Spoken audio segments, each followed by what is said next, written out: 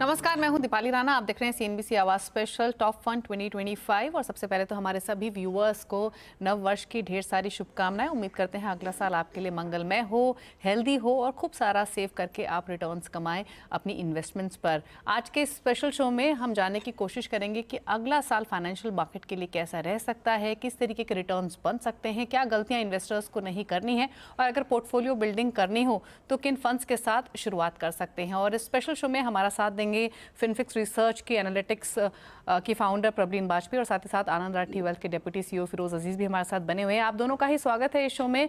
फिरोज जी, पहले तो नव वर्ष की ढेर सारी शुभकामनाएं आपको। आपको भी ढेरों शुभकामनाएं दीपाली जी, एंड हर व्यूअर को भी यही मैं कामना करता हूं कि ये नया वर्ष बहुत अच्छा रहे सबके लिए। प्रबलीन, हैप्पी न्यू ईयर आपको भी। Thank you so much Deepali, आपको भी और सभी आपके व्यूअर्स एंड इन्वेस्टर्स को विशिंग अ वेरी हैप्पी 2025।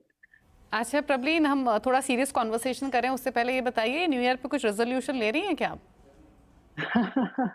बनते तो बहुत सारे हैं दीपाली। आई थिंक हर साल वो थोड़े से गड़बड़ हो जाते हैं बीच में, but yes I think discipline, whether health wise and wealth wise, I think that is one primary resolution. In fact Firoz ji, अगर मैं अपनी बात करूं तो स्कूल टाइम में तो डेफिनेटली रेजोल्यूशंस होते थे जो कि डेफिनेटली पूरे नहीं होते थे, but as we grow up समझ में आया कि रेजोल्यूशन के लिए न्यू ईयर की जरूरत नहीं है, वो आप कभी भी शुरू कर सकते हैं। आप कोई रेजोल्यूशन ले रहे हैं फिर इस न्यू ईयर पर? मेरा यही रेजोल्यूशन है कि भाई इस साल भी मैं अपनी फिटनेस पे तवज्जो दूं, both mental health and physical health को बरकरार रखना एक बहुत बड़ा रेजोल्यूशन है। उसके लिए जो भी दिन के 45 मिनट्स देने पड़ते हैं वो देने हैं। लास्ट ईयर भी ये पूरा हुआ था, अगले 5 साल तक यही resolution. Nothing innovative but with the same rigour. But ये रेजोल्यूशन सबके लिए होना चाहिए बिकॉज हेल्थ इज वेल्थ, बाकी सब बाद में आता है। अच्छा प्रबलीन, मार्केट्स पर बात करें, पोर्टफोलियो बिल्डिंग पर बात करें, उससे पहले एक चीज़ आपसे समझना चाहेंगे, थोड़ा सा ट्रिकी भी है क्योंकि पोस्ट कोविड हमने इन्वेस्टर्स के बिहेवियर में, आम कंज्यूमर के बिहेवियर में काफ़ी चेंजेस देखे हैं। इन्वेस्टमेंट्स को लेकर लोग ज़्यादा जागरूक हुए हैं, अपने लीजर पर खर्च करने को लेकर भी लोगों ने काफ़ी स्पेंड किया है पिछले 3 सालों में, स्पेशली अगर हम देखें। लेकिन अगर एक इन्वेस्टर है तो किस तरीके की प्लानिंग करे कि अपने खर्चे भी पूरे करे, लीजर पर भी, घूमने फिरने पर, अपने लीजर पर भी स्पेंड करे और सेविंग भी कर ले? किस तरीके की मैनेजमेंट करनी चाहिए यूजुअली? जी दीपाली, आपने बिल्कुल ठीक बोला। आई थिंक कोविड ने सबको एहसास दिलाया था कि आपकी सेविंग्स कितनी इंपॉर्टेंट है, उसके साथ साथ हमारे लिए कंटिजेंसी फंड्स कितने इंपॉर्टेंट है। और उसी टाइम मेरे ख्याल से उस पीरियड ने बहुत लोगों को इंट्रोड्यूस किया इन्वेस्टिंग की तरफ, and specially equity markets via stocks and mutual funds की तरफ। बट अगर हम एक जेनरिक बात करें कि हमें अपनी प्लानिंग की रिक्वायरमेंट है, तो मेरे ख्याल से सबसे जो ईजी और कंफर्टेबल अप्रोच जो इन्वेस्टर्स ले सकते हैं वो होता है कि आप अपनी गोल बेस्ड प्लानिंग करिए। बिकॉज आपके माइंड में जब कोई लक्ष्य होता है तो उसकी तरफ बढ़ना इजी होता है, आपके पास एक टैंजिबल फिगर होता है यूजुअली उस गोल के लिए, और वहां कैसे पहुंचना है उसका रास्ता थोड़ा सा ज्यादा क्लियर हो जाता है। अगर आपको पता है आज से आपने 2 साल बाद लेट्स से एक फॉरेन ट्रिप लेना है, तो आप एक एसआईपी लगा सकते हैं थोड़ा लो रिस्क फंड में। आप अपने बोनस का कुछ हिस्सा रख सकते हैं ताकि आप उस ट्रैवल का पूरा अपना जो बजट है उसको क्रिएट कर सके। उसी तरीके से दीपाली, अगर लॉन्ग टर्म गोल्स हैं तो मेरे ख्याल से again discipline, like I said, की वेल्थ में बहुत इंपॉर्टेंट होता है कि हम अपने लंबे टाइम के लक्ष्य के लिए मार्केट्स में बने रहें। एंड आई थिंक 2025 शायद थोड़ा सा चैलेंजिंग होगा इन्वेस्टर्स के लिए, 2024 का सेकंड हाफ जैसे रहा है। तो डिसिप्लिन आई थिंक और थोड़ा सा कमिटमेंट टुवर्ड्स योर इन्वेस्टिंग वो बहुत महत्वपूर्ण होगा। तो गोल पेस जाइए आप, बट लॉन्ग टर्म में जब आपने एक कॉल ली है कि हमें इक्विटी में इन्वेस्ट करना है, तब अब मार्केट्स चाहे ऊपर हो, नीचे हो या साइडवेज जा रही हो, तब आपको बने रहना है। That will be very important. नए साल में आप क्या क्या चीजें हैं, short term, medium term, and I think Deepali उसके हिसाब से आप अपने फंड्स डिसाइड करिए, एलोकेशंस डिसाइड करिए। वो एक आसान तरीका होता है टू मूव फॉरवर्ड। बिल्कुल, गोल को डिफाइन करना बहुत ज़रूरी होता है और स्टेप बाय स्टेप आप आगे बढ़ेंगे तो सब गोल्स को भी पूरा करेंगे और एक डिसिप्लिन इन्वेस्टमेंट भी आप कर पाएंगे। फिरोज जी, आपका आउटलुक क्या है फॉर 2025? पिछले 3 सालों के रिटर्न्स से होप्स बहुत हाई हो गई हैं इन्वेस्टर्स की, तो किस तरीके के रिटर्न्स 2025 से आ सकते हैं? क्या एक्सपेक्ट करें इन्वेस्टर्स? दीपाली जी देखिए, 2025 एक मीडियन रिटर्न का साल होगा। मीडियन रिटर्न मतलब वो रिटर्न जो आधा समय निफ्टी ने उससे ज्यादा दिया हो और आधा समय उससे कम दिया हो। 11-12% की निफ्टी पे रिटर्न की उम्मीद करना गलत नहीं होगा, स्पेशली बिकॉज हम 2025 में उस लेवल्स पे जा रहे हैं जो पीक पे नहीं हो।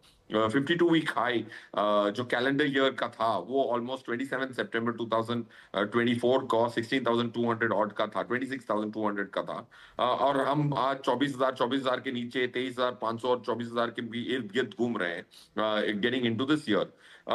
मेरे हिसाब से वो प्रीवियस पीक को पार करना मेरे हिसाब से इतना कठिन नहीं होगा 2025 में। सो 11 टू 12% निफ्टी रिटर्न की आप जरूर उम्मीद कर सकते हैं इस साल में, क्योंकि हम ट्रेजरी जब मैनेज करते हैं तो 3 बैरोमीटर्स देखते हैं। मीडियम टर्म बैरोमीटर्स में भी 1165 रुपए की निफ्टी की अर्निंग की उम्मीद है हमें इस साल में। उसमें से 518 रुपए पहले 2 तिमाहियों में आ चुका है from a financial year perspective. तो अर्निंग्स इतनी खराब नहीं है जितना नरेटिव बनाया गया है। 6.9% की ग्रोथ आई है पहले 2 क्वार्टर्स की इस फाइनेंशियल ईयर की, कैलेंडर ईयर की नहीं बात कर रहा हूं मैं। तो 1165 की निफ्टी की ग्रोथ अगर आती है रुपीज में तो 11% की ग्रोथ आएगी। तो medium term is okay. Economy में 1-2 अड़चने हैं, बाकी सब ठीक है। 7 पैरामीटर हम ट्रैक करते हैं, बहुत हाई फ्रीक्वेंसी डेटा। उसमें से 1 रेड में है, बाकी 6 ग्रीन में है, 4 डीप ग्रीन में है। From a short term stand point, क्योंकि मार्केट ऑलरेडी लोअर लेवल्स पे है, एफआईआई लॉन्ग शॉर्ट डेटा एक अच्छा प्रेडिक्टर माना गया है एंड उसको बैक टेस्ट भी किया हमने, फ्रंट टेस्ट भी किया है सिमुलेटर्स को यूज करके। So coming back to the pointed question Deepali ji, 11-12% की निफ्टी पे रिटर्न, अच्छे फंड मैनेजर्स 2-3% की अल्फा दे दें तो ये मेरा मानना है कि it will not be an unfair expectation for this calendar year. माना कि इसकी संभावना 90% ही है, there is no certainty in the world of investing, but a high probability event is what I am trying to allude to. Prabhleen, आप क्या expect कर रही हैं रिटर्न्स के हिसाब से फॉर 2025 और ओवरऑल इन जनरल मार्केट को लेकर क्या व्यू है, किस तरीके से इक्विटी मार्केट्स की परफॉर्मेंस रह सकती है? दीपाली, अगर हम बात करें 2024 जो था वो बहुत ही इवेंटफुल ईयर था ग्लोबली, डोमेस्टिकली। इतने दो बड़ी सबसे लार्जेस्ट डेमोक्रेसी के इलेक्शन थे। अभी भी थोड़ी सी अनसर्टेनिटी बनी हुई है, बहुत सारे जियोपॉलिटिकल टेंशंस रहे हैं, inflation, growth and interest rates सबसे ज्यादा बज़वर्ड्स रहे हैं। और ये आई थिंक अभी भी आने वाले समय में थोड़ा सा चर्चा में सब कुछ रहेगा। So I think the beginning of 2025 हम एक थोड़े से कॉशियस स्टांस के साथ मेरे ख्याल से इन्वेस्टर्स देखेंगे, बिकॉज लास्ट 3 to 4 months हल्के से रॉकी रहे हैं। और स्पेशली वो इन्वेस्टर्स हैं दीपाली जिन्होंने अब तक कोई बहुत मेजर करेक्शन देखी नहीं थी। जबकि अगर हम वैसे 10% का फॉल देखें तो निफ्टी के लिए मेरे ख्याल से अगर हम पिछले 10 साल का डेटा देखें तो हर करीबन 12 बार निफ्टी का फॉल 10% से ज्यादा रहा in the last 10 years। But बहुत सारे ऐसे नए इन्वेस्टर्स हैं जिनने शायद इस टाइप का भी फॉल नहीं देखा था। तो I think going forward from an earnings point of view, एक ओवरऑल जैसे भी फिरोज ने बोला, from an economy point of view things are broadly okay. थोड़ा सा ग्रोथ में हमने देखा है स्लगिशनेस है, विच शुड बी ओके, जैसे कैपेक्स स्पेंडिंग वापस आती है। एंड मेरे ख्याल से आगे चल के हमारे पास 50 to 75 बेसिस पॉइंट्स का रेट कट का भी स्कोप है, डिपेंडिंग ऑन यूएस का पॉलिसी स्टांस क्या रहता है वंस उनके जो प्रेसिडेंट इलेक्ट हैं वो टेक ओवर करते हैं। So I think initial part with budget being there और जैसे जनवरी में वो टेक ओवर करते हैं उसके बाद थोड़ा सा मेरे ख्याल से कॉशियस स्टांस रहेगा, but overall positive. And I think यहाँ पे ज्यादा इंपॉर्टेंट ये है दीपाली की इन्वेस्टर्स का जो उनको इतने ज्यादा अच्छे रिटर्न देखने की आदत है कि मुझे पता नहीं जो फिरोज ने 10 से 12% बोला है उसमें लोग संतुष्ट होंगे या नहीं। So I think more problematic is going to be the behavioural उनकी मैनेजमेंट जो है ना इन्वेस्टर्स की। मेरे ख्याल से उनको उस माइंडसेट को सही करना है कि आप लंबे समय के लिए हैं, बीच में कुछ ना कुछ ऐसे मार्केट पीरियड्स आएंगे जहां पे शायद बहुत सुपर नॉर्मल रिटर्न्स ना देखने को मिले। And I think 2025 will be one of those years जहां हम थोड़ा consolidation and I think slightly milder growth overall we'll see in terms of returns. बिल्कुल, इनफैक्ट फिरोज जी से मैं यही पूछने की कोशिश कर रही थी, जो कि उन्होंने बताया भी कि 10 से 12% तक के रिटर्न्स आने चाहिए मार्केट से, लेकिन मेरा पूछने का तात्पर्य यही था कि हमने 100% तक भी ग्रोथ म्यूचुअल फंड्स में आते हुए देखी है, और ऐसे में जब 10-12% की ग्रोथ दिखाई देगी एक साल में तो इन्वेस्टर्स डेफिनेटली डिसअपॉइंट होंगे। तो वही चीज़ मैं आपसे पूछ रही थी फिरोज़ कि अगर 10-12% के रिटर्न जो कि एक्सपेक्टेड है कि बन सकते हैं, विच इज़ डिसेंट रिटर्न्स अगर हम म्यूचुअल फंड हिस्ट्री को देखें, इन्वेस्टर्स डिसअपॉइंट ना हो, पहली चीज़। दूसरा ये मार्केट के पर्सपेक्टिव से ही कुछ रिस्क आप देख रहे हैं कि अगले एक साल में?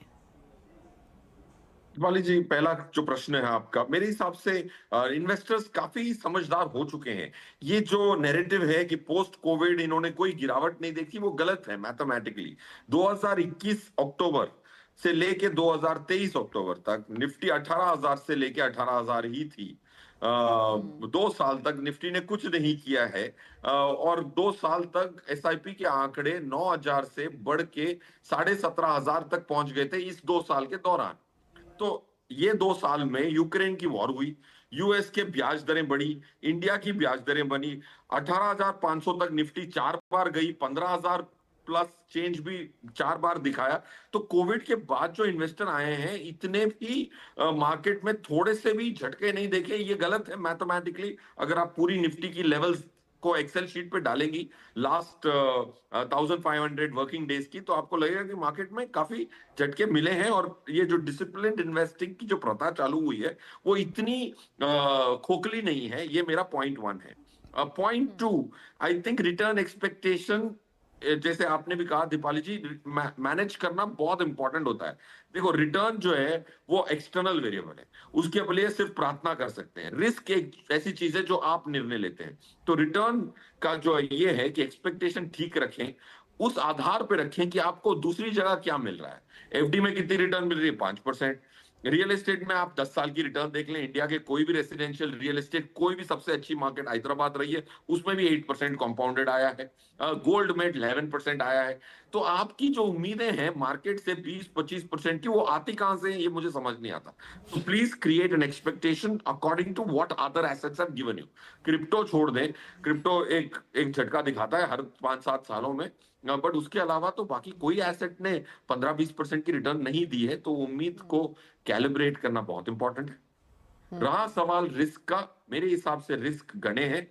जियोपॉलिटिकल अनसर्टेनिटी इंपॉर्टेंट है, बट आई थिंक रिस्क तो मैं बहुत पॉजिटिवली देखता हूं, क्योंकि हर साल, लास्ट 15 साल में हर साल कोई ना कोई रिस्क तो था ही। वो रिस्क की वजह से ही मार्केट रुक के दूसरों को वेट का मौका देती है एंटर करने का। So I am very happy that there is geopolitical uncertainty.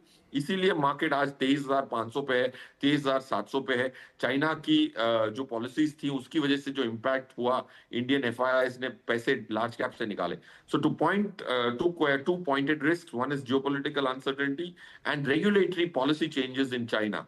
ये दो बहुत इंपॉर्टेंट रिस्क होंगे 2025 के लिए, and largely global. Domestic risks mention करने लायक मेरे हिसाब से इतने नहीं है।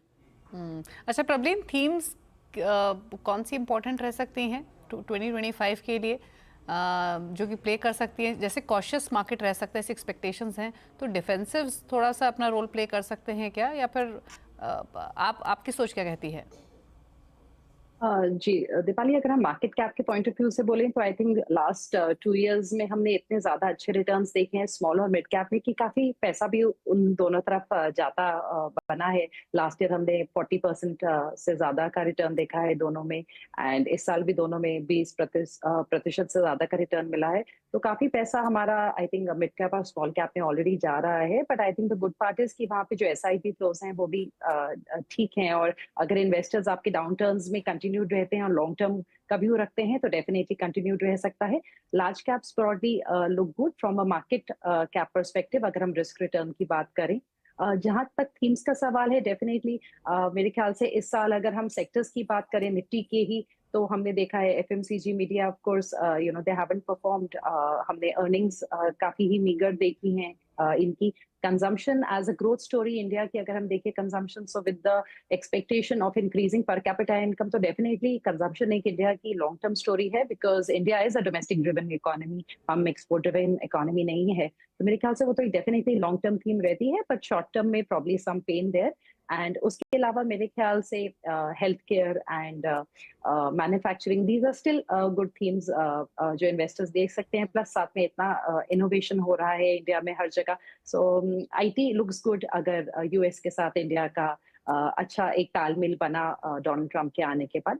एंड मेरे ख्याल से इन्वेस्टर्स को थोड़ा सा हल्का सा रुख अपना लार्ज कैप टिल्टेड रखना चाहिए। जो मीडियम और स्मॉल कैप में उनको एक्सपोजर्स लेने हैं वो डेफिनेटली थोड़ा सा ट्रांचेस के थ्रू सिस्टमैटिक इन्वेस्टमेंट या सिस्टमैटिक ट्रांसफर प्लान्स के थ्रू रखें with a very long term view. Firoz ji, आपके रडार पर कौन सी थीम्स रहेंगी फॉर 2025?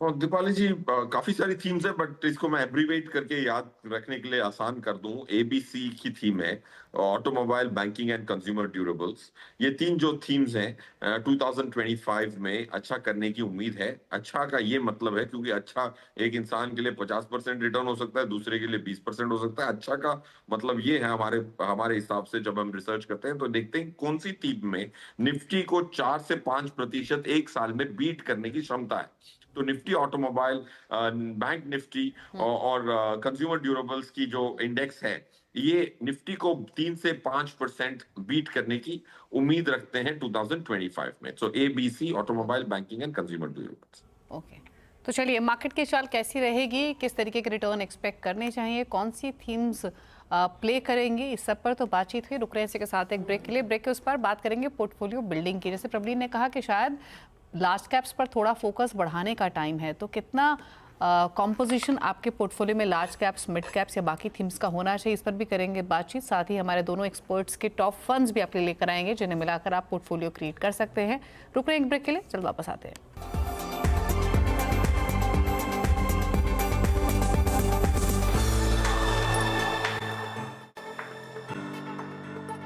ब्रेक के बाद आपका स्वागत है। आप देख रहे हैं सीएनबीसी आवाज स्पेशल टॉप फंड्स 2025। हमारे साथ है प्रबलीन वाजपेयी और फिरोज अजीज, और अब बात करेंगे पोर्टफोलियो बिल्डिंग की।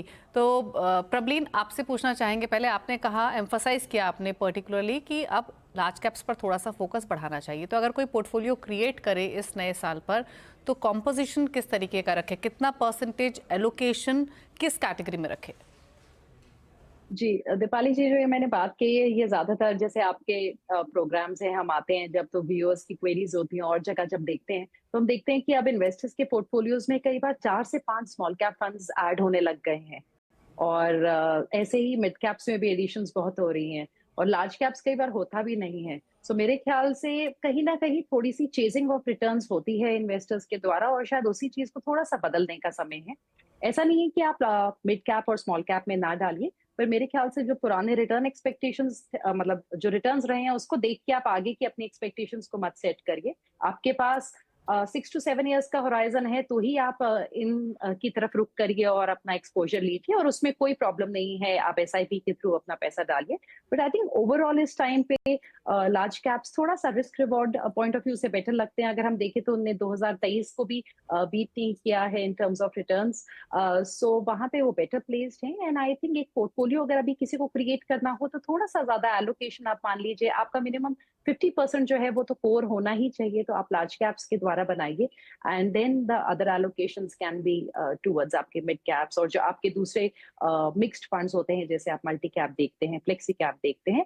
और अगर हमें प्योरली लार्ज, मिड और स्मॉल में ही डिवाइड करना हो, देन आई वुड से रफली 60% इन the large cap and somewhere between 25 to 30% and 10 to 15% आप स्मॉल कैप। बट जो आपका मिड और स्मॉल कैप का एलोकेशन है वो लंबे समय का होना चाहिए Deepali, that is very important. Because अगर हम 2016 से देखें 2019 तक, तो लोगों ने पुराने रिटर्न्स देख के निवेश किया था मिड कैप्स और स्मॉल कैप्स में, और उस टाइम पे जो रिटर्न्स निकल के आए थे वो माइनस में थे, -3 इयर्स के बाद भी। तो अगर इस टाइम पे बहुत पैसा एक साथ लगाएंगे, तो ऐसा हो सकता है कि वो डिसअपॉइंट होए। आप ऐसी अप्रोच लेके चलिए जहां पे आपके पेशेंस आपके पास है, उतना investment horizon, and then I think आप डेफिनेटली मिड और स्मॉल में भी एलोकेशंस ले सकते हैं, बट प्राइमरीली थोड़ा सा लार्ज कैप टिल्टेड रखिए पोर्टफोलियो। ओके, इनफैक्ट फिरोज जी, जो प्रबलीन ने पॉइंट मेंशन किया, हमने योर मनी में इतनी सारी क्वेरीज लेते हैं, हमने देखा है जिस तरीके के returns mid cap small caps में बने हैं, इन्वेस्टर्स ने ओवरलैपिंग की है अपने पोर्टफोलियो में, मिड कैप स्मॉल कैप का कॉन्स्टिट्यूशन ज़्यादा रखा है। क्या ये समय है उस कॉम्पोजिशन को चेंज करने का, नए पोर्टफोलियो बिल्डिंग के हिसाब से भी, और जो एग्जिस्टिंग पोर्टफोलियोज हैं, क्या वहाँ भी थोड़ा सा रीशफल करने की ज़रूरत है परसेंटेज कॉम्पोजिशन को लेकर? दीपाली बिल्कुल सही फरमाया। जो मिड कैप स्मॉल कैप में डाला है वो सडनली 70-80% पे भी गया है। बट अगर हम पूरे देश की बात करें ना दीपाली जी, जो ये आंकड़ा मैं देखता हूँ, ये शॉकिंग आंकड़ा है। इंडिया के पास 900 लाख करोड़ की हाउस होल्ड सेविंग्स है, मतलब इंडिविजुअल्स के पास, कॉर्पोरेट छोड़ दीजिए।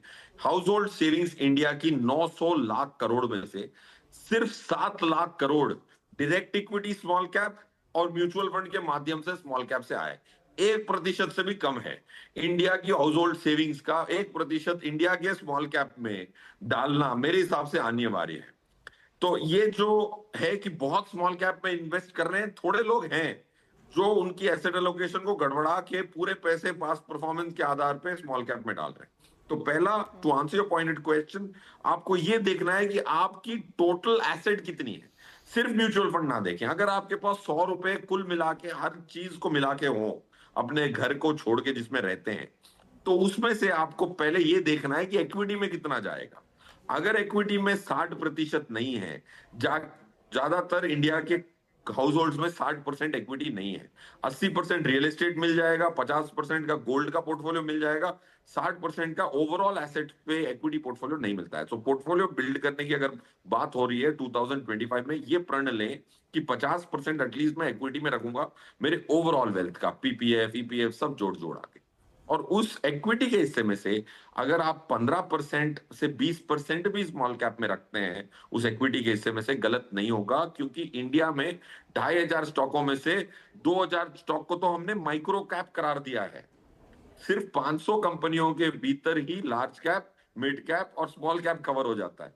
बाकी 1900 जो ट्रेडेड कंपनियां एनएससी पे, उसको हम क्या कहते हैं, माइक्रो कैप कहते हैं। तो स्मॉल कैप इतना स्मॉल भी नहीं है जितना लोग सोचते हैं। बिल्कुल।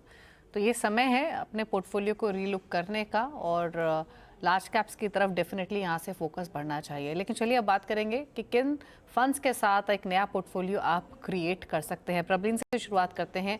तो प्रबलीन बताइए, पहले दो फंड्स आपने कौन से पिक किए हैं और कितना परसेंटेज एलोकेशन इन फंड्स में कर सकते हैं इन्वेस्टर्स? जी, ओवरऑल मेरी 2 पैसिव फंड्स की चॉइस है, 3 एक्टिव फंड्स हैं दीपाली। सबसे पहला है निफ्टी की इक्वल वेट स्ट्रैटेजी। ये एक पैसिव फंड है जो हमें लार्ज कैप्स पे एक्सपोजर देता है और इसमें हम हर जो लार्जेस्ट 50 कंपनीज है उसमें 2% का एक्सपोजर लेते हैं।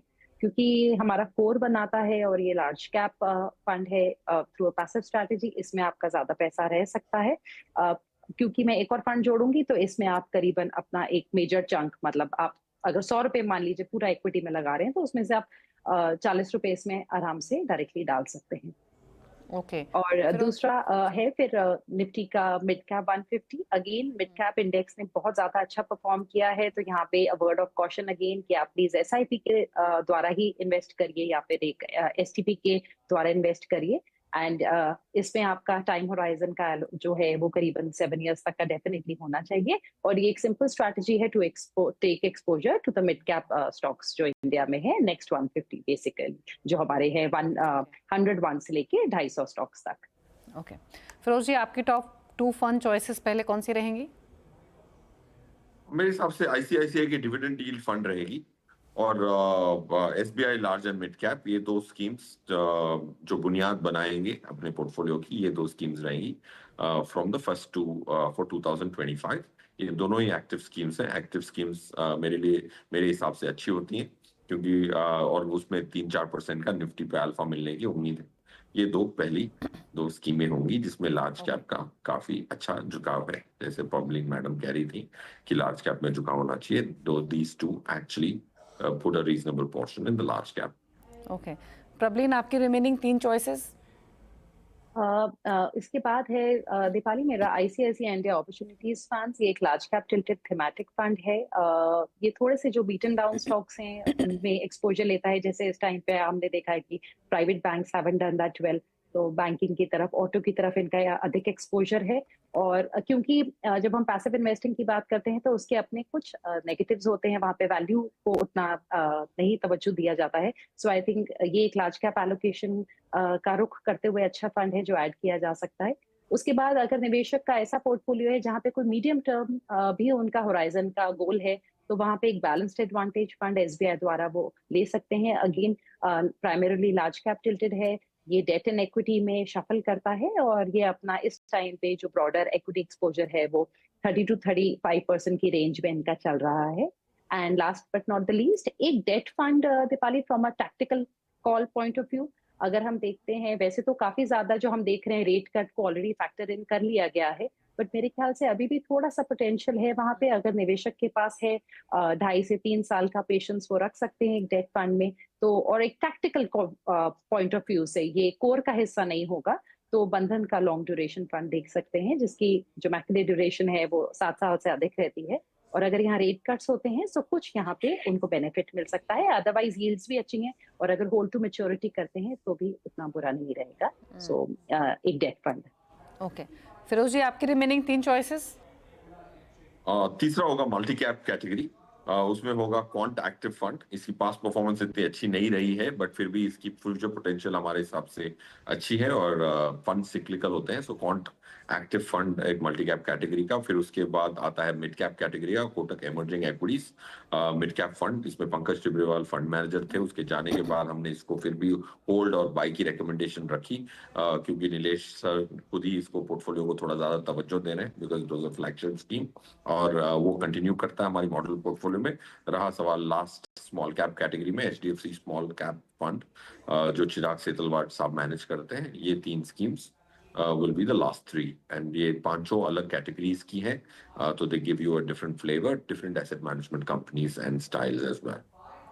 ओके तो चलिए, आपको टॉप 5 फंड चॉइसेस हमारे दोनों ही एक्सपर्ट्स के थ्रू मिली हैं और ये टॉप 5 फंड्स आप अपनी स्क्रीन पर देख भी सकते हैं, नोट कर लीजिए। और ये नया पोर्टफोलियो कॉम्पोजिशन के हिसाब से चॉइसेस आपको बताई गई हैं। बाकी आपको आइडिया भी दिया गया है कि किस तरीके का मार्केट रह सकता है, किस तरीके के रिटर्न्स एक्सपेक्ट करने चाहिए और किस तरीके से पोर्टफोलियो प्लानिंग आपको करनी है। इसी नोट पर thank you Prabhleen and Firoz ji, आप दोनों का ही शो में आने के लिए एज यूजुअल और हमारे व्यूअर्स को हेल्प करने के लिए, पोर्टफोलियो बिल्डअप के लिए। और एक बार फिर से आप दोनों को ही happy new year. Thank you so much. तो चलिए, इसी के साथ इस स्पेशल शो में तो इतना ही। टॉप फंड्स 2025 को यहीं समेटेंगे। ब्रेक के उस पार भी खबरें जारी हैं, लेकिन जाने से पहले एक बार फिर से हमारे सभी व्यूअर्स को हैप्पी न्यू ईयर।